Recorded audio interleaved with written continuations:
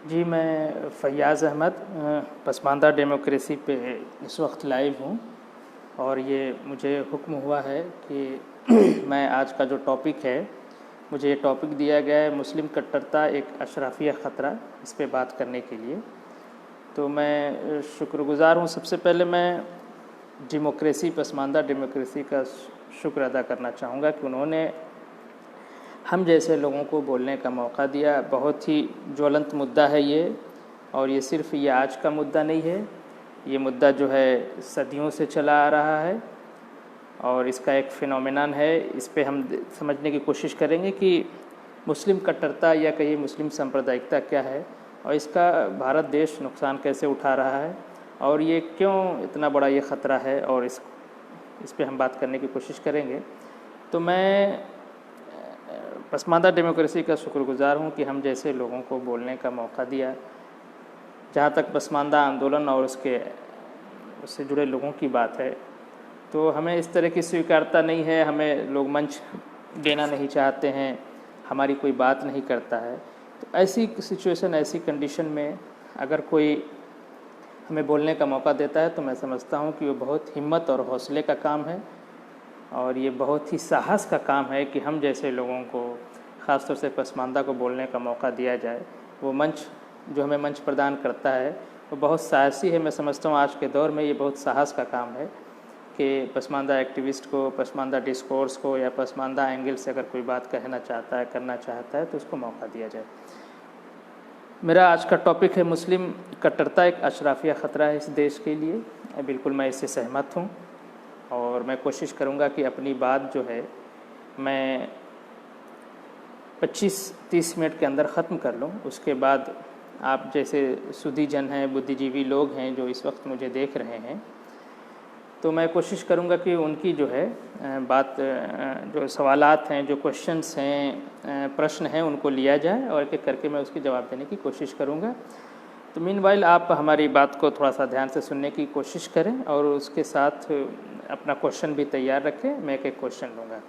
तो शुरू करते हैं। देखिए, मुस्लिम कट्टरता या मुस्लिम सांप्रदायिकता, इस देश के अंदर अगर सांप्रदायिकता जो भी है, वो सांप्रदायिकता चाहे वो मुस्लिम सांप्रदायिकता हो या हिंदू सांप्रदायिकता हो, ये सब का असल जनक जो है इस देश में अशराफ रहा है।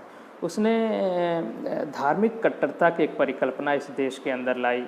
हालांकि जो अशराफ हुकूमतें रही हैं वो काफ़ी हिंदू मुस्लिम एकता, और अकबर से लेके आपके औरंगज़ेब तक का आप देखेंगे या उससे पहले भी अगर आप देखते हैं तो एक ढोंग टाइप का, एक ढोंग है, एक आवरण है जिसको ओढ़े रहते हैं, लेकिन उन्होंने कहीं ना कहीं मुस्लिम सांप्रदायिकता को जन्म दिया, मुस्लिम कट्टरता को जन्म दिया। अब इस मुस्लिम कट्टरता का भुक्तभोगी कौन है? इस मुस्लिम कट्टरता का भुक्तभोगी पूरा का पूरा भारतीय जनमानस है। जो इसका सब्जेक्ट है, जो इसका भुक्तभोगी है, पूरा भारतीय समाज, चाहे वो हिंदू हो, मुसलमान हो, सिख हो, ईसाई हो, ये सब इसके जो है भुक्तभोगी हैं। लेकिन जो सबसे बड़ा मैं समझता हूँ, जो सबसे पहला सब्जेक्ट है जिसको सबसे ज़्यादा नुकसान उठाना पड़ता है, वो पसमानदा समाज है। और जब पसमानदा समाज की बात की जाती है तो अल्पसंख्यक का 90% भाग पसमानदा पे मुश्तमिल है। आप देखेंगे कि हमारा जो है अगर 15 करोड़ या 16 करोड़ की आबादी इस देश में अल्पसंख्यकों की मान ली जाए तो उसमें 13 करोड़ 14 करोड़ पसमानदा है। ये एक इतनी बड़ी आबादी को अशराफ ने धार्मिक कट्टरता, मुस्लिम कट्टरता, इस्लामिक कट्टरता या जो भी आप नाम देना चाहे, उसमें बांध के रखा है, ग़ुलाम बना के रखा है, और ग़ुलाम के पास ऑप्शन नहीं होता है। तो मैं सबसे पहले ये बात कहना चाह रहा हूँ कि ये एक मुस्लिम कट्टरता के अंदर उसको पूरे घेर के एक पेरीफेरी में पसमानदा को रखा गया है। इस्लाम ख़तरे में है, और जो भी इस तरह के नारे हैं, नारे तकबीर, फलाना ढिमकाना, आप देखेंगे कि थोड़ा सा मैं पसमानदा से आने से पहले बताऊं कि मुस्लिम कट्टरता में अशराफ का लाभ किस तरह से होता है। अशराफ ने इस जो हमारा प्यारा भारत देश है, इसको ऑलरेडी 3 टुकड़ा कर चुका है ये मुस्लिम कट्टरता के नाम पे। और असल में मुस्लिम कट्टरता इनका एक टूल रहा है जिससे वो न सिर्फ पसमानदा का शिकार करते हैं बल्कि पूरी भारतीय जनमानस का ये शिकार करते हैं। वो हिंदू हो, मुसलमान हो, सिख हो, ईसाई हो, कुछ भी हो, ये उसके शिकार करते इन्होंने एक बड़े भूभाग को टुकड़ों में बांट दिया। आज हमारा भारत देश, प्यारा देश जो है, 3 टुकड़े में बटा हुआ है। 2 जगह ये प्रत्यक्ष सत्ता है इनकी, पाकिस्तान इनका, बांग्लादेश इनका। अब कश्मीर भी इनको चाहिए।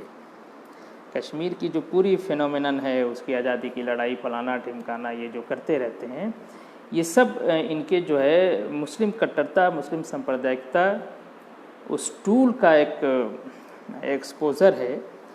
और वो अपना सत्ता और वर्चस्व इस भूभाग पे बनाए रखा। जब से ये बाहर से आक्रांता बन के आए हैं, ये इन्होंने इस काम को जारी रखा है। और इसमें ये सब्जेक्ट, इनको जो सबसे बड़ा फूड सोल्जर सपोर्टर वो पसमानदा मिलता है। मैं अभी पसमानदा पे आता हूँ। उससे पहले मैं बताऊँगा कि ये भारत भूमि को ऐसा क्यों करते हैं। भारत भूमि को जो अशराफ की आस्था है, अशराफ जब मैं कहता हूँ तो अशराफ मुस्लिम जो वाह आक्रांता आया इस देश पे हमारे ऊपर, जिसने हुकूमत किया और जिसको बड़ा गुरूर है अपने ताजमहल पे, जिसको बड़ा गुरूर है अपने लाल किला पे, और जिसको बड़ा गुरूर है अपने इतिहास पे और उस पे, ये जुल्म भरा इतिहास इनका, हमारा सप्रेशन किया, हमारा उत्पीड़न किया इन लोगों ने। ख़ासतौर से पसमानदा उस पर 1 नंबर पे रहा। इनके उत्पीड़न में पसमानदा 1 नंबर पे रहा, हमेशा याद रखिएगा। लोगों को लगता है कि नहीं ये मुसलमान हैं और पसमानदा चूँकि इस्लामिक धर्मावलंबी होता है तो नहीं बड़ा प्यारा होगा, ऐसा नहीं। सबसे प्यारा भुक्तभोगी वो, क्योंकि इनका जो सबसे नियर जो इन्होंने गुलाम क्रिएट कर रखा है अपनी सेवा कराने के लिए, वो पसमानदा है। तो एक इनकी आस्था ये रही है कि जो चीज़ तलवार से जीती जाती है वो इनका अपना होता है। खूब बात अच्छी तरह से समझिए, ये आस्था है इनकी। आस्था जो है बहुत मजबूत चीज़ होती है। इनकी आस्था की जो चीज़ को हमारे बाप दादा ने तलवार से जीता है, वो चीज़ हमारी है। तो भारत भूमि को, हमारे प्यारे देश को एक विजित प्रदेश समझता है। इसको लगता है कि हमारा विजित प्रदेश है। अंग्रेज़ों के आने के बाद इनको लगा कि हमारी सत्ता थोड़ी सी आगे पीछे हो जाएगी, तो इन्होंने बाकायदा अंग्रेज़ों के साथ होके, अंग्रेज़ों के ख़िलाफ़ होके, ये एड्स के वायरस की तरह सब वो रहते हैं, रूप बदलते रहते हैं। कभी अंग्रेज़ों के ख़िलाफ़ होके, अंग्रेज़ों के साथ होके, कांग्रेस के साथ होके, कांग्रेस के ख़िलाफ़ होके, मुस्लिम लीग बना के, मुस्लिम लीग के ख़िलाफ़ होके, खिलाफत आंदोलन चला के, सब देखेंगे। पूरी मुस्लिम कट्टरता का एक पूरा वो है। फिर मुस्लिम पर्सनल लॉ बोर्ड का शाहबानो प्रकरण आप देख लेंगे कि सुप्रीम कोर्ट के डिसीजन को इन्होंने बदल दिया। ये इतने मजबूत हैं। और आज भी मुस्लिम पर्सनल लॉ बोर्ड सोफिया हेजिया का जो है वो दिखा के कह रही कि बाबरी मस्जिद, मुस्लिम पर्सनल लॉ बोर्ड का बिल्कुल वो जो ऑफिशियल ट्विटर है वो कहता है कि ये जुल्म है। भारतीय सुप्रीम कोर्ट जो हमारा सर्वोच्च न्यायालय है, उसके फैसले को ये जालिमाना करार देते हैं। कहते हैं एकदम साफ, उन्होंने में टेक्स्ट लिखा है कि ये अत्याचारी फैसला है। पहले तो ये घूम घूम के कहते हैं कि जो फैसला होगा हम मान लेंगे, अब कहते हैं कि ये अत्याचारी फैसला है। तो एक जो मुस्लिम कट्टरता का एक जो क्रिएशन है, उसमें जो है ये जो सारी बातें आती हैं, तो इसको थोड़ा सा हम समझने की कोशिश करेंगे। अब आइए पसमानदा की बात करते हैं कि पसमानदा इनका फूड सोल्जर है। पसमानदा को इन्होंने गुलाम बना के रखा है। मैं मिसाल देने का, ऐसा नहीं कि पसमानदा इस बात को समझ नहीं रहा है, वो समझता है, फिर भी इनका सूट सोल्जर बना हुआ है। इनके पीछे जो है कुछ तो जहनी गुलामी, हमारे जैसे हमारे जो महासचिव हैं पसमानदा के, इस वक्त मैं समझता हूं कि वो उनके नेतृत्व में पसमानदा आंदोलन भारत में चल रहा है, वकार साहब जो हमारे हैं, वो कहते हैं कि अशराफ हमारे दिमाग को कंट्रोल करता है। तो ये बात बिल्कुल सही है कि अशराफ हमारे दिमाग को कंट्रोल करता है। उसने हमें फूड सोल्जर बना रखा है। शरीयत बचाओ, दीन बचाओ तहरीक में आप रमज़ान के अंदर चिलचिलाती धूप में लाखों लोगों की भीड़ लग जाती है, सारी भीड़ पसमानदा की होती है। और हज़रत का लड़का, हज़रत का दामाद MLC राज्यसभा चला जाता है तो दीन भी बच जाता है, शरीयत भी बच जाती है। 1000 एग्जाम्पल है। लेकिन अब पसमानदा ऐसा नहीं कि वो समझ नहीं रहा है। जो लोग समझ रहे हैं, एक तो समझने वालों की संख्या कम है, दूसरा जो समझ है उनके पास ऑप्शन नहीं है। गुलाम के पास सिवाय गुलामी के ऑप्शन नहीं होता है। आपने बहुत सी फिल्में देखी होंगी, वो एक डिचैन करके एक फ़िल्म थी जिसमें वो 12 साल तक गुलाम रहता है। फिर आपने स्पार्टिकस देखा होगा, जहाँ स्पार्टिकस में आपने देखा होगा कि एक गुलाम को जो है खेल में मारता है। जैसे हमारा क्रिकेट मैच होता है तो तेंदुलकर का विकेट गिर गया तो हमें बड़ा अफसोस होता है साहब, उसी तरह से वहाँ पे 2 लोग लड़ाते हैं और वो खेल तब तक चलता रहता है जब तक कि अगले की जान न चली जाए। अगर स्पार्टिकस फिल्म आपने देखा होगा तो आपको पता होगा। तो उसमें न चाहते हुए भी एक दूसरे को मारते हैं वो। तो वो एक खेल था जो एलीट क्लास रोम का खेलता था और उसमें सब्जेक्ट वो गुलाम होते थे, ठीक वैसे ही गुलाम भारत देश का पसमानदा है अशराफ का। और इसको चूँकि नोटिस नहीं की जाती ना भारतीय सरकार द्वारा ना भारतीय जनमानस द्वारा, तो पसमानदा के पास ऑप्शन ही नहीं है सिवाय ग़ुलामी करने के। हम इस तरह से इस स्पार्टिकस की तरह ताने बाने में घेर दिया गया है कि हम जो है हमारे पास कोई ऑप्शन नहीं है अपने भाई को मारने का। यानी अगर हम दंगे में अपने भाई को मारते हैं तो वो चाहे वो किसी मज़हब का हो, वो हमारा बहुजन है, मूल निवासी है या हमारा भारतीय है, हमारा है, चाहे उसका धर्म कुछ भी हो। धर्म एक आवरण होता है, धर्म एक व्यक्तिगत चीज़ होती है। आप हिंदू धर्म में भी देखेंगे कोई राम भक्त होता है, कोई कृष्ण भक्त होता है। तो ऐसा नहीं है कि जो है कृष्ण भक्त वाले राम भक्त को मारें या कृष्ण भक्त वाले राम भक्त से मोहब्बत नहीं करते। उसी तरह से इस्लाम के मानने वाले भी पसमानदा हैं। तो ये हमारा पूरा भारतीय जनमानस इकट्ठा है, लेकिन हम एक दूसरे की हत्या कर देते हैं दंगे के नाम पे, मॉब लिंचिंग के नाम पे। ये सब एक जो रोमन का खेल की तरह ये चल रहा है। रोमन जैसे अपना खेल चलाते थे गुलामों का, तो उसमें सबसे ज़्यादा जो बड़ा भुक्तभोगी है वो पसमानदा है। उसके पास कोई ऑप्शन नहीं है। बड़ा एक मार्मिक सीन है स्पार्टिकस में, जो उसका सबसे प्यारा दोस्त होता है, आखिर में उससे उसका मुकाबला कराया जाता है। तो वो कहता है कि तुम स्पार्टिकस तुम मुझे मार दो वरना ये तुम्हें मार देंगे। तो कहता है मैं तुम्हें नहीं मार सकता। तो फिर उनकी लड़ाई होती है और वो कहता ठीक है तुम नहीं मारोगे तो मैं तुम्हें मार दूंगा। तो आखिर में जब स्पार्टिकस उसके ऊपर हावी हो जाता है, गिर जाता है, तो स्पार्टिकस उसको ज़ख्मी करना मारना नहीं चाहता है, तो उसने स्पार्टिकस के हथियार से खुद को मार लिया। तो एक बड़ा ही भावुक मार्मिक चीज़ है। तो ऐसा नहीं है कि जो पसमानदा पर इल्ज़ाम लगाता है पसमानदा ज़हनी गुलाम होता है, वो समझ नहीं रहा है। पसमानदा समझ रहा है। हमारे पास ऑप्शन नहीं है अपने भाई को मारने के अलावा, इनके फुट सोल्जर बनने के अलावा। दूसरा, हम ज़हनी गुलाम भी बने हुए हैं, तो वो भी एक फैक्टर काम करता है। एक फैक्टर है कि हमारे पास ऑप्शन नहीं। ये एक बड़ी समस्या है। और मुस्लिम सांप्रदायिकता ने इस देश के अंदर हिंदू सांप्रदायिकता को जन्म दिया, जो और ये दोनों मिलकर बहुत ही घातक हुए और इस देश के टुकड़े हो गए। और आज भी ये समस्या, बड़ी समस्या, इसी कट्टरता में एक बड़ी पार्टी पैदा होती है, चलती है। तो ज़्यादा तो कुछ इसकी जड़ में ये अशराफ द्वारा फैलाया मुस्लिम कट्टरता है। और मैं समझता हूँ कि इस देश की जितनी समस्याएं हैं उसके जड़ में आप देखेंगे कहीं ना कहीं पसमानदा है, कहीं ना कहीं जो है अशराफ है। अशराफ की जो अपनी सत्ता और अपने वर्चस्व को बनाए रखने के जो संसाधन है, गंगा जमनी तहजीब है, मुस्लिम सांप्रदायिकता है, मुस्लिम पर्सनल लॉ बोर्ड है, जितने इनके संगठन हैं, वो सब में अब ये सोफिया हेजिया की बात करने लगे हैं। तो ये एक तरह से एक क्रिएशन है मुस्लिम सांप्रदायिकता का अपनी सत्ता वर्चस्व बनाने के लिए। और ये अपनी सत्ता वर्चस्व बनाने के लिए लाश की ढेर लगा देते हैं, जिसमें पसमानदा की लाशें पहले बिछती हैं, बाकी भारतीय जो जनमानस है उसकी बाद में भी। तो वो भी भुक्तभोगी है हमारे साथ, लेकिन वो कम भुक्तभोगी है।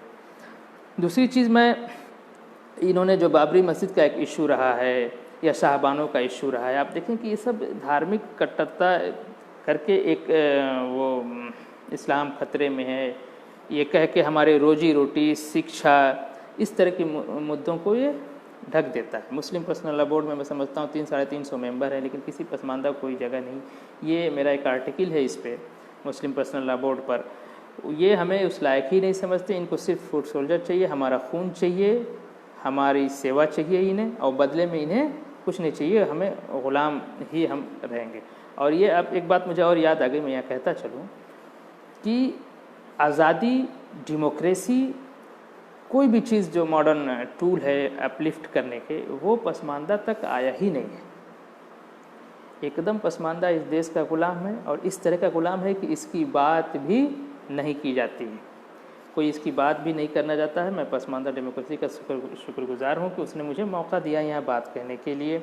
अब धीरे धीरे लोग मौका दे रहे हैं, लेकिन ये बहुत ही साहस का काम है, क्योंकि आप भी फिर चपेटे में आ जाएंगे कि अशराफ का टूल है। अशराफ इतना ढंग से इस देश को कब्ज़े में लिए हुए है कि वो कहीं से कोई बात निकलने नहीं देता है, और वो अपना तुष्टीकरण कराने के साथ साथ ज़ोर दे के वो अपनी बात मनवा भी लेता है, चाहे सरकार किसी की, कांग्रेस से लेके भाजपा तक। भाजपा भी मुस्लिम तुष्टीकरण कर रही है। मुस्लिम तुष्टीकरण कुछ नहीं, वो अशराफ तुष्टीकरण होता है।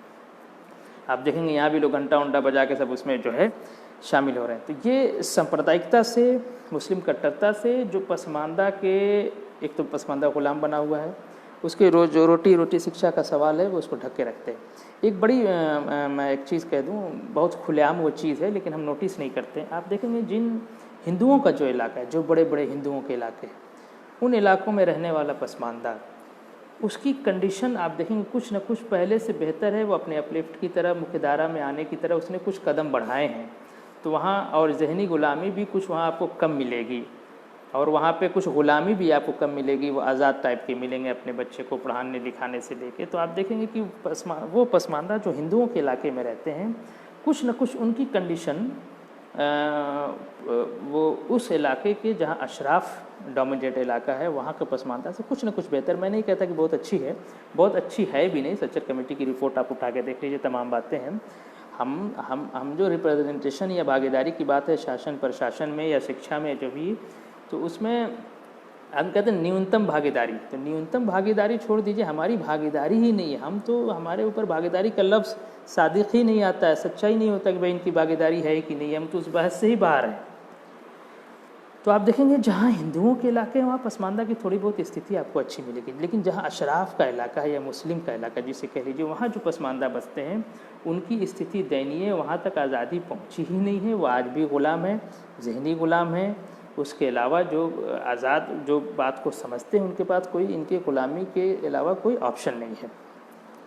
और देखिए ये हमेशा सरकार के ख़िलाफ़ बरगलाना पसमानदा नौजवानों को कि सरकार के ख़िलाफ़, ये चाहे कांग्रेस की सरकार रही हो, ये सबको मुस्लिम विरोधी, इस्लाम विरोधी सरकार कह के, इनके जुमे का खुतबा देख लीजिए आप, इनके मस्जिदों में खुतबे देखिए अशराफ के।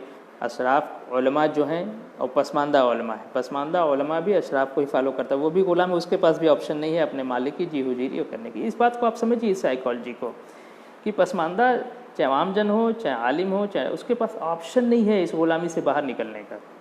और ये बहुत शर्म की बात है हमारे लिए, हमारे देश के लिए, हमारे देश की सरकार के लिए, कि एक बड़ी आबादी 13-14 करोड़ की जो राष्ट्र की मुख्य धारा में नहीं है, और वो ऐसा नहीं कि उसके प्रोडक्शन में बहुत बड़ा हिस्सा है। वो कपड़ा बनाते हैं, वो रुई धुनते हैं, वो जूता चप्पल बनाते हैं। आप जितने भी देखेंगे कानपुर की टैनरी आपसे चले जाइए, जो भी जो कुटीर उद्योग में प्रोडक्शन में एक बड़ा कंट्रीब्यूशन पसमानदा का है। अभी हथकरघा का सब दिवस वगैरह मनाया जा रहा था। तो इस देश के प्रोडक्शन में हमारा हिस्सा है, लेकिन इस देश के शासन प्रशासन में हमारा हिस्सा नहीं है। एजुकेशन में, सरकारी नौकरियों में बिल्कुल हाशिए पड़ा ये 13-14 करोड़ का समाज। और मैं समझता हूँ कि इतने बड़े समाज को अनदेखी करके कोई राष्ट्र तरक्की नहीं कर सकता है। तो ये हमारे लिए लम्हा फ़िक्रिया है। भारतीय जनमानस में स्पेशली कहूँगा कि जो अदर देन पसमानदा हैं, जो हिंदू हैं, उनके लिए, इस भारतीय जनमानस के लिए, इस राष्ट्र के सरकार के लिए ये बहुत ही विचार करने का विषय है कि आखिर ऐसा क्यों है, और इस विमर्श को टेकअप करके आगे बढ़ने की बात है। तो युवाओं को सरकार के खिलाफ बढ़ा, कांग्रेस ऐसा नहीं कि आज भाजपा के ही मुस्लिम विरोधी पार्टी कही जाती, कांग्रेस को भी अशराफ उलमा ने, अशराफ नेताओं ने हमारे मन मस्तिष्क बताया कि ये मुसलमानों के खिलाफ पार्टी, देखो दंगे हो रहे हैं। उसी पार्टी में ये जाके अपना तुष्टिकरण कराता है, अशराफ तुष्टिकरण हुआ, MLA MP बनता है, शासन प्रशासन में भागीदारी होता है। टॉप 10 जज की लिस्ट निकाली, उसमें आपको अशराफ मिल जाएगा। अपनी आबादी के दुगने तिगुने में इनके भागीदारी है शासन में, प्रशासन में। पाकिस्तान इनके पास आई है, बांग्लादेश इनके पास आई है, कश्मीर भी इनको चाहिए। और यहाँ भी जो सरकारें बन रही हैं, चाहे वो किसी पार्टी की सरकार हो, भाजपा में भी ये घुसे हुए हैं, शिया का आवरण, सुन्नी का आवरण, ये सब पहनते बदलते रहते हैं, एड्स के वायरस होते हैं, अपना शक्ल बदलते रहते हैं। तो ये एक बहुत बड़ा ख़तरा है। धार्मिक सांप्रदायिकता, जो मुस्लिम सांप्रदायिकता है, वो इस देश के घुन की तरह खा रही है। अगर हमने इस पर अब कदम नहीं उठाया तो एक बहुत बड़ी बात हो जाएगी।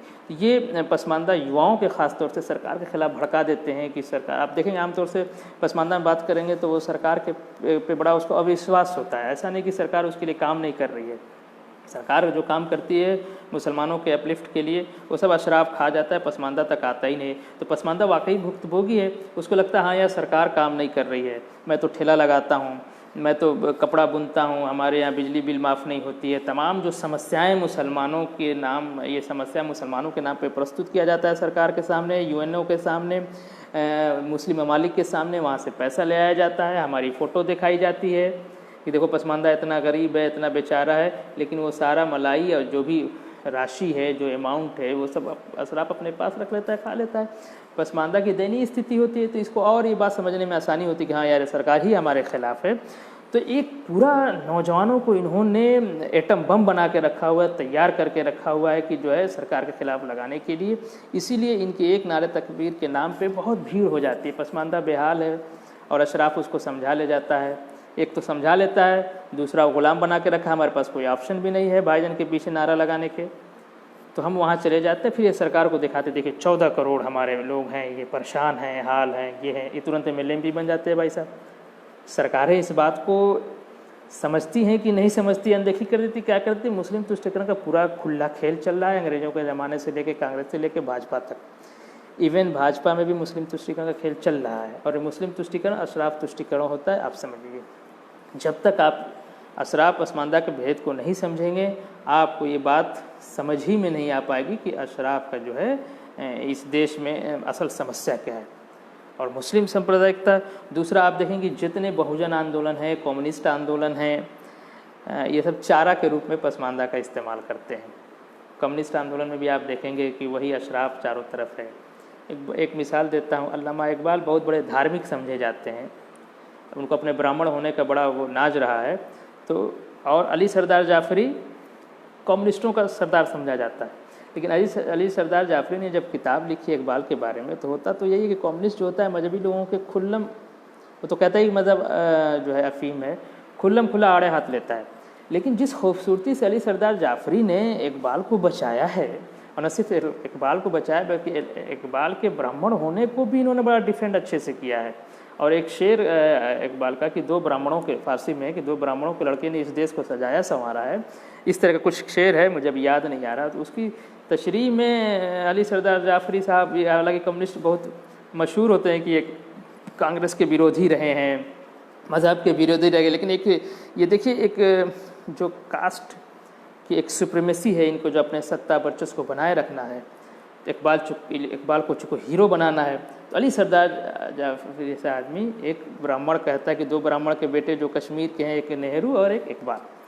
तो इस तरह से वो शेर की तशरीह करते हैं। तो आप देखेंगे एक धुर कम्युनिस्ट, एक धुर इस्लामिस्ट वो कैसे डिफेंड करता है, क्योंकि उससे उसके सत्ता वर्चस्व जो अशराफ का है वो बना रहता है। तो उसके अल्लामा इकबाल के धार्मिक सांप्रदायिकता, इस्लामिक ये अशराफ की जो मुस्लिम सांप्रदायिकता है उसको वो सपोर्ट करता है। तो कम्युनिस्ट की क्रांति भी जो है वो चारे के तौर पे पसमानदा का इस्तेमाल करती है। आज तक पसमानदा उसके घेरे में है। बहुजन आंदोलन भी देखेंगे, समाजवादी आंदोलन देखें, हर जगह अशराफ शेषनाग की तरफ फन निकाल के बैठा हुआ है, फन निकाल के वो जो है ये हमारा विमर्श ही नहीं पाया, और उनको वो तुष्टिकरण कर ले जाता है।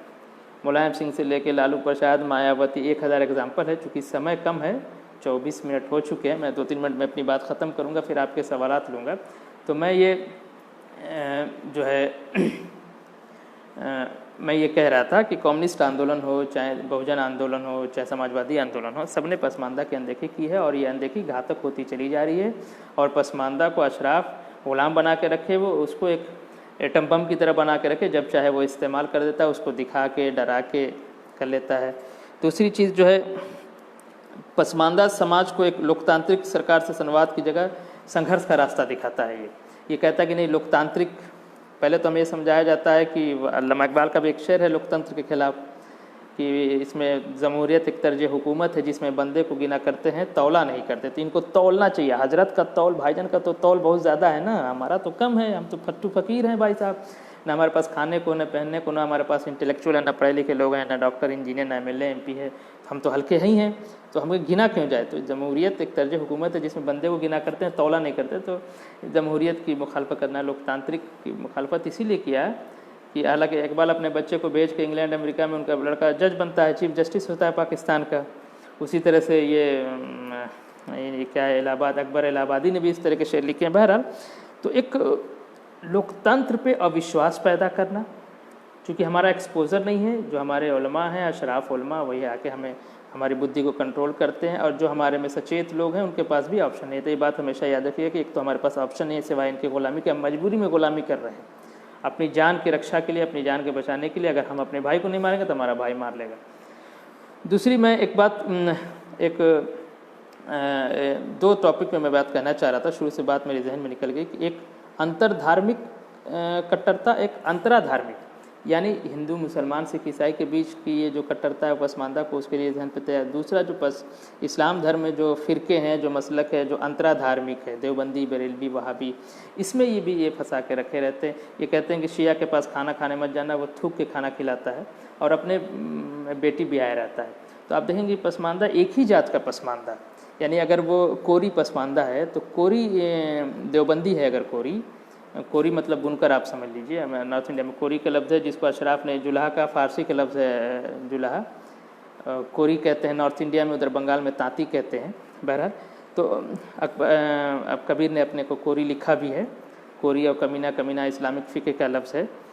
तो इन्होंने देखा कि एक कोरी जो है, जो सबसे पसमानदा में अपने को सबसे बड़ा समझते कि अंसारी साहब हैं, साहब ये बहुत तरक्की कर गए। तो एक अंसारी अगर देवबंदी है तो बरेली अंसारी से शादी नहीं करता है, एक बरेलवी अंसारी है तो वो अहले हदीस अंसारी से शादी नहीं करते। भाई उनका मसलक अलग है। लेकिन अब अशराफ देखेंगे, अशराफ खूब जो बैन फ़िरका शादियाँ, यानी एक फ़िरके से, एक मसलक से जो उप संप्रदाय है इस्लाम के, उसमें वो खूब आराम से शादी ब्याह करता है। चूँकि ये अंतर्धार्मिक कट्टरता, अंतर्धार्मिक सांप्रदायिकता वो अपने सत्ता वर्चस्व के लिए बना रखा है, और अंतराधार्मिक यानी कि धर्म के अंदर जो सांप्रदायिकता है देवबंदी बरेलवी, उसने अपने सत्ता वर्चस्व के लिए बना रखा है। इसलिए जो है वो उससे लाभ उठाता है, पसमानदा उससे नुकसान उठाता है। पसमानदा एक दूसरे का सर तोड़ देते हैं। एक घर में 4 भाई हैं तो एक देवबंदी, एक वहाबी है, एक जो है बरेलवी है, वो आपस में लड़ाई झगड़ा करते हैं, एक माँ को पाल नहीं पाते हैं। इस तरह के आप देखेंगे भुक्तभोगी पसमानदा रहा है, चाहे वो अंतर्धार्मिक सांप्रदायिकता रही हो, चाहे अंतराधार्मिक सांप्रदायिकता रही हो।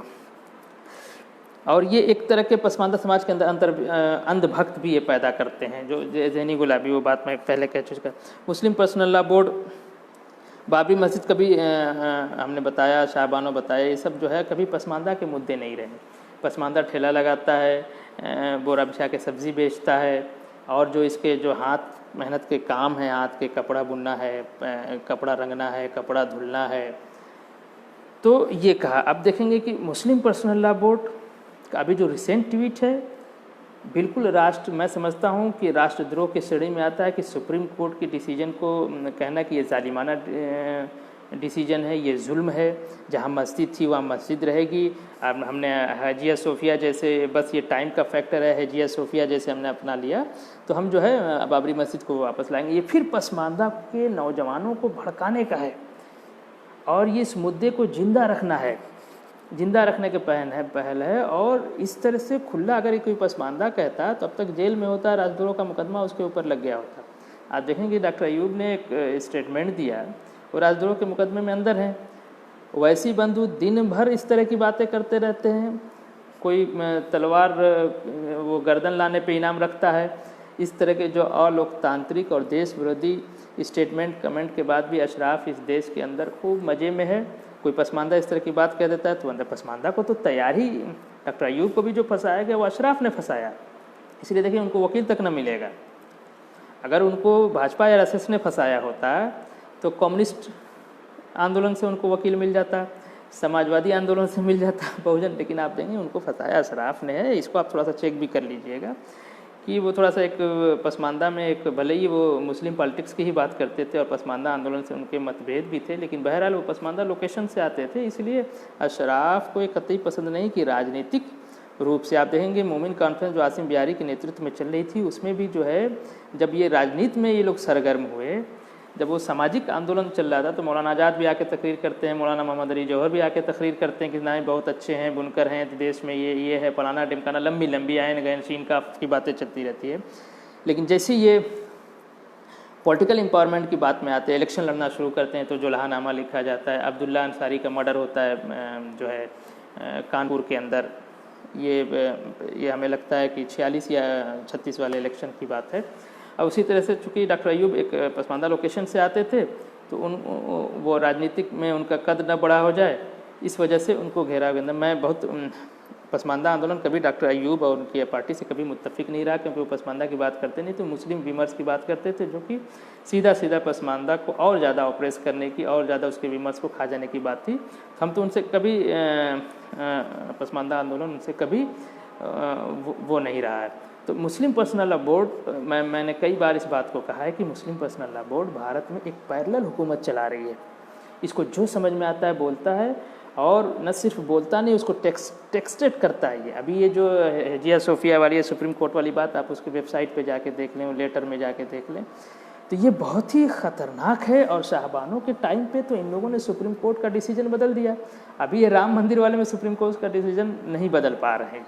थोड़ा सा एक चीज़ ये थोड़ी सी आई है, लेकिन अभी भी इतने दुस्साहसी हैं कि इस तरह के स्टेटमेंट दे रहे हैं। और न तो भारतीय सरकार, जो आजकल जो सरकार है मौजूदा, मैं नाम लेके कहता हूँ भाजपा सरकार, जिसको बड़ा गुमान है कि साहब जो हम राष्ट्रवादी हैं, देशभक्त हैं, फलाना है, ढिमकाना है, उसकी भी हिम्मत नहीं हो रही। 2-3 दिन 4 दिन हो गए स्टेटमेंट को आए कि मुस्लिम पर्सनल लॉ बोर्ड को वो कंट्रोल कर सके। तो एक पैरेलल हुकूमत चल रही है, और इसमें चूँकि जब जितना ही वो मुस्लिम पर्सनल लॉ बोर्ड ताकतवर होगी, उतना ही जो है पसमानदा कमज़ोर होगा। पसमानदा को गुलाम बना के रखना इन लोगों के लिए आसान होगा। और इसीलिए अगर मुस्लिम पर्सनल लॉ बोर्ड में 350 मेंबर में पसमानदा की कोई भागीदारी नहीं, अगर हमारे वहाँ भागीदारी मिल जाती है, तो फिर ये गुलाम बना के नहीं रख सकते हैं, क्योंकि वो एक कारसाज असेंबली टाइप की है। वो उसमें नियम कायदा कानून बनते हैं, नियम को डिफेंड किया जाता है उनका। आप ट्विटर पे जाएंगे तो उन्होंने लिखा भी है कि हम भारतीय समाज के जो है कॉन्स्टिट्यूशनल राइट और फलाना ढिमकाना को डिफेंड करते हैं। लेकिन क्या मुसलमान हम भी तो अल्लाह को एक, मोहम्मद को रसूल जानते हैं, तो हमारे साथ ऐसा नहीं है। तो ये एक बहुत ही मैं समझता हूँ कि जो है कि आप देखेंगे तबलीगी जमात से लेके जमात इस्लामी से लेके ये सब जो इन्होंने जो संस्थाएं बनाए रखी, यही धार्मिक कट्टरता के आसपास का एक ताना बुना है। पसमानदा उसमें इनका फुट सोल्जर है। एक बड़ी आबादी को इन्होंने ग़ुलाम बना के रखे, जिसके पास कोई ऑप्शन नहीं है। ये मैं भारत सरकार का, मैं हिंदू जनमानस का शुक्रगुजार हूँ कि पसमानदा में कुछ इस तरह के लोग आ गए हैं जो इस तरह की बातें कर रहे हैं, वरना पूरी तरह से ये दबा के रखे थे। और वो मैंने अपनी बात कही थी कि जहाँ हिंदू ज़्यादा हिंदू डोमिनेटेड इलाके में पसमानदा है तो वो तरक्की करता है। तो कुछ पोजीशन बेहतर हो गई भारत सरकार की वजह से, भारतीय संविधान की वजह से। अब एक आदमी कह रहा था कि साहब जो है बाबरी मस्जिद के लिए पसमानदा ने खून दिया, ये सैयद साहबुद्दीन ने तहरीक उठाई थी। बाबरी मस्जिद के लिए हाशिम अंसारी ने जो कुर्बानी दी, अपना घर फूंक दिया उन्होंने कबीर की तरह। एक मस्जिद को बचाना था, मुकदमा लड़े। अगर आज वो जिंदा रहते तो वो कोर्ट के फैसले को मानते। उन्होंने अपना जानशीन चुना अपने बच्चे को, उसके बच्चे ने भी कोर्ट के डिसीजन को बहुत खुशी माना। चलो भाई, 2 मुकदमा है, हार जीत किसी की होनी, जो कोर्ट का जो फैसला आएगा हमने उसको मान लिया, उन्होंने उसको मान लिया। तो ये पसमानदा होता है जो इस देश से मोहब्बत है, लगाव। लेकिन इस देश से मोहब्बत लगाव को कहीं कोई नोटिस नहीं किया जाता है, और उसको किसी तरह के कोई रिवार्ड तो छोड़ दीजिए, जबकि उसका सारा फ़ायदा अशराफ ले लेता है। तो और अशराफ ने बाबरी मस्जिद मूवमेंट में सैयद साहबुद्दीन वगैरह ने, तो औरतों ने अपने कान की बालियां तक इनको चंदे में दिया है। वो पैसे कहाँ गए? हाशिम अंसारी गरीब से गरीब होते चले गए, ठीक है। लेकिन पसमानदा को उस वक्त भी बात नहीं समझ में आई, और बात अगर समझ में भी आई तो उनके पास ऑप्शन नहीं था कि भाईजान को छोड़ के कहाँ जाएंगे। जो है तो गुलाम है, गुलाम के पास कोई, जब तक वो आज़ाद नहीं होगा उसके पास अपनी सोच समझ और अपनी आज़ाद डिसीजन लेने की कोई हक नहीं। तो पसमानदा एक तरह से जो है बहुत ही दयनीय स्थिति में है। अगर कोई किसी का ग़ुलाम है तो उसको आगे बढ़ के उसकी मदद की। सबसे पहले हमें आज़ादी चाहिए अशराफ से। तो अगर उस वक्त भी वो तहरीक कामयाब बाबरी मस्जिद बनती, इमाम साहब कौन बनते? सैयद साहब बनते, अशराफ बनता, उसकी कमेटी में अशराफ जाता। जान हाशिम अंसारी दें, इकबाल अंसारी दें, पसमानदा दें, दंगे में पसमानदा मारा जाए बाबरी मस्जिद के नाम पे, और हजरत बनेंगे इमाम साहब। अच्छा, अब वो नहीं हुआ तो सुन्नी वक्फ बोर्ड बना, उसकी भी आप देख लीजिए। फारूकी साहब हैं, शेख सैयद साहब लोग ही उसे बने हैं। किसी पसमानदा की जो 90% आबादी अल्पसंख्यक में, उसकी कोई भागीदारी नहीं। तो पसमानदा को ये बात समझना चाहिए। पसमानदा इस बात को समझ भी रहा है, लेकिन हम इस पार्टिकल्स टाइप के हम गुलाम हैं कि हमारे पास कोई ऑप्शन नहीं है। तो मैं समझता हूँ कि मैंने अपनी बात पूरी कह ली है। अगर किसी को कोई सवाल है तो वो मुझसे सवाल पूछ ले। मैं क्वेश्चन पढ़ने की कोशिश करता हूँ। जो लोग तारीफ़ी कलिमात हैं मैं उनका शुक्रिया जो मुझे प्रशंसा कर रहे हैं, मैं उनका शुक्रगुज़ार हूँ। लेकिन हमारी प्रशंसा ये नहीं है कि आप जो है हमें हमारी ताली बजाएं, हमारी बात को वाह कहे। हमारी प्रशंसा यही कि आप हमारी आवाज़ को भारतीय जनमानस तक दूर तक इस बात को ले जाएं। ये हमारी असल पजीराई है, हमारी प्रशंसा है। फिरोज़ मंसूरी साहब लिख रहे हैं कि वर्तमान परिप्रेक्ष्य में विषय का चयन शानदार है, हमारी तरफ से जी आपका समर्थन है बहुत है। आप पसमानदा आंदोलन के एक मजबूत साथी हैं और हमें आपसे उम्मीद है कि आप इस बात को हम और दूर तक ले जाएंगे। धार्मिक मदरसे मस्जिदों में पसमानदा ज़्यादा है तो अशराफ कट्टर कैसे? देखिए, अब ये एक अच्छा सवाल आपने पूछ दिया है कि एक सेकंड में, हाँ देखिए ऐसा है, पहले तो ये मदरसा मस्जिद हमारे लिए था ही नहीं, और अगर ये मदरसा मस्जिद शुरू भी हुआ तो जाहिर सी आबादी हमारी ज़्यादा है तो हम ही ज़्यादा पढ़ेंगे, और हमें पढ़ाया इसीलिए जाता है, ये भी उसी धार्मिक सांप्रदायिकता के लिए हमें तैयार करने के लिए ज़हनी जगह है। ये ज़हनी हिसाब से हमको ग़ुलाम तैयार करने के ये इदारे हैं। ये मदरसा कोई आपको इस्लाम की तालीम नहीं देता है। अगर आपको इस्लाम का थोड़ा सा भी ज्ञान है तो आप किसी मदरसे में चले जाइए, वो पूरा फ्यूडलिज्म मिलेगा। मदरसे का है, एक मोहतमिम होता है बादशाह की तरह, वहाँ के जो मुदर्रिस होते हैं उनको छुट्टियाँ नहीं होती हैं। अगर भारत सरकार की आप नौकरी कर रहे हैं तो आपको EL भी मिलेगा, CL भी मिलेगा, मेडिकल भी मिलेगा। मदरसे में ऐसा नहीं होता है। तो वहाँ ज़हनी एतबार से जो पढ़ाने वाले उलमा होते हैं वो भी सब पसमानदा होते हैं, बच्चे भी पसमानदा होते हैं, तो उनको धार्मिक कट्टरता के लिए तैयार। देखिए आप नेतृत्व कौन कर रहा है? हिटलर तो एक ही था ना, हिटलर तो एक ही था। तो आप पसमानदा की संख्या ज़्यादा है, इसी संख्या को यूज़ कर रहे हैं। तो मदरसे में अगर वहाँ सिर्फ ज़हनी ग़ुलाम तैयार किए जाते हैं, अशराफ के मुस्लिम सांप्रदायिकता के सिपाही तैयार किए जाते हैं, और सिपाही हमेशा पसमानदा को बनाया जाता है। आपने देखा कि इनके बच्चे जो मदरसे में पढ़ते हैं उनकी राजनीतिक, शैक्षिक, आर्थिक स्थिति देख लीजिए।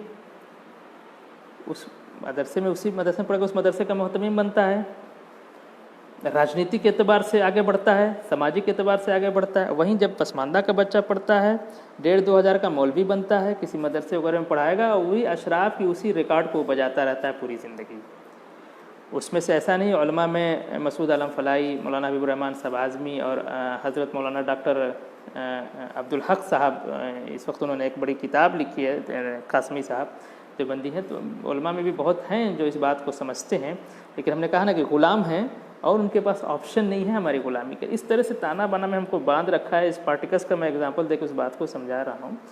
तो आप जो कह रहे हैं कि धार्मिक मदरसे मस्जिदों में पसमानदा ज़्यादा है तो अशराफ कट्टर कैसे? भाई अशराफ कट्टरता को निश्चित करता है और हमारे दिमाग को कंट्रोल को उसने डाल रखा है। मैं समझता हूँ कि मैं आपको अपनी बात समझा पाया। अल्तमस साहब, अगर आप नहीं समझ पाए तो आप और पूछ सकते हैं। मोहम्मद मुबश्शिर अंसारी साहब का सवाल है कि पसमानदा को अशराफ के चुंगल से आज़ाद कराने का रोड मैप क्या होगा? भाई साहब, रोड मैप सेकंड स्टेप है अंसारी साहब। पहले तो इसकी चर्चा हो कि फलाने ग़ुलाम हैं, उनको कैसे निकाला जाए। पहले पसमानदा विमर्श की चर्चा, चाय खाने से लेके पार्लियामेंट तक, भारतीय जनमानस, ख़ास तौर से जो अदर देन पसमानदा है और अदर देन जो अशराफ है। अशराफ को माइनस कर दीजिए, पसमानदा को माइनस कर दीजिए। जो भारतीय समाज है, सिख है, ईसाई है, हिंदू है, उनमें ये पहले हम चर्चा करें।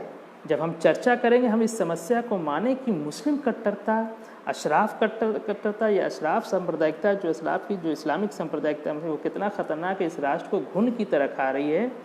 उस पर बात हो, पसमानदा को ग़ुलामी से निकालने की पहले चर्चा हो, फिर रोड मैप भी बन जाएगा। रोड मैप बहुत मुश्किल काम नहीं है, और सामाजिक न्याय के रोड मैप हज़ारों हैं, हो रहा है। हिंदू में देखेंगे कि बहुत से OBC और दलित निकल के आए, उनका अपलिफ्टमेंट हुआ, लेकिन पसमानदा तो अभी आज़ाद ही नहीं हो पाया है। तो रोड मैप तो बना हुआ है, रोड मैप, किसी रोड मैप को आप फॉलो कर सकते हैं।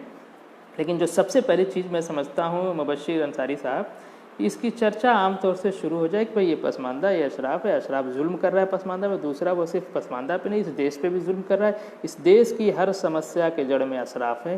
थोड़ी सी आप स्टडी करेंगे, आँख खोल के देखेंगे तो आपको बात दिखाई देगी। ये बाबरी मस्जिद को मरने नहीं देना चाहते, इसलिए मुस्लिम पर्सनल लॉ बोर्ड बेवकूफ़ों का संगठन नहीं है। अशराफ बहुत होशियार, पढ़ा लिखा है, उसका संगठन है। हजिया सोफिया से बाबरी मस्जिद को जोड़ रहा है। हमारे दिमाग में ये नफ़रत भारतीय लोगों के ख़िलाफ़, भारतीय सरकार के खिलाफ़ पैदा की जा रही है कि हम लड़ें। मदरसे में भी यही काम होता है, जब ये खुलेआम मुस्लिम पर्सनल लॉ बोर्ड का ऑफिशियल वेबसाइट इस तरह से खुलेआम बात कर रहा है, न सरकार की तरफ से कोई धरपकड़ है, न भारतीय समाज की तरफ से कोई है। तो रोड मैप तो मैं सबसे पहला रोड मैप की तरफ पे पहला कदम हम बढ़ाएं, इसकी चर्चा आमतौर से करना शुरू किया। बाबरी मस्जिद, ये उज़्मा खातून साहिबा का सवाल है कि बाबरी मस्जिद क्या हिंदू अपीसमेंट नहीं है? देखिए ऐसा है, हिंदू अपीसमेंट जो है, हिंदू तुष्टिकरण जो है, वो एक दूसरी चीज़ हो गई। इसको थोड़ा सा खोल के मैं समझ रहा हूँ कि देखिए अशराफ का भी हिंदू नहीं, जो हिंदुओं में भी जो रूलिंग क्लास रहा है उसके साथ इनका हमेशा से ताना बना रहा है। वो आप देखेंगे कि शुरू से जो अशराफ हुकूमतें रही, मैं मुस्लिम हुकूमत नहीं कहता, उसमें भी इनका रहा है कंट्रीब्यूशन रहा है, और एक दूसरे से मिल के आप देखेंगे जो रूलिंग क्लास है हिंदू का, सवर्ण जो है, उनसे इनके बहुत अच्छे रिश्ते होते हैं, हिंदू मुस्लिम एकता भी इन्हीं की होती है। तो वो तुष्टीकरण तो वो एक दूसरे का करते ही रहते हैं। तो हो सकता है आप जो कहें बाबरी में क्या हिंदू अपीसमेंट नहीं है, तो आप देखेंगे बहुत से असराफ कर रहे हैं, और ये दोनों तरफ रहते हैं, हमेशा याद रखिएगा, ये दुमुहे साहब, ये दोनों अंग्रेजों के खिलाफ भी रहेंगे, अंग्रेजों के साथ भी रहेंगे, कांग्रेस के खिलाफ भी रहेंगे, कांग्रेस के साथ भी रहेंगे। इनका समाज बड़ा जागरूक है, वो अपने सत्ता वर्चस्व को मेंटेन रखना जानते हैं। बाबरी मस्जिद बन गई, अच्छी बात भी है, नहीं भी है,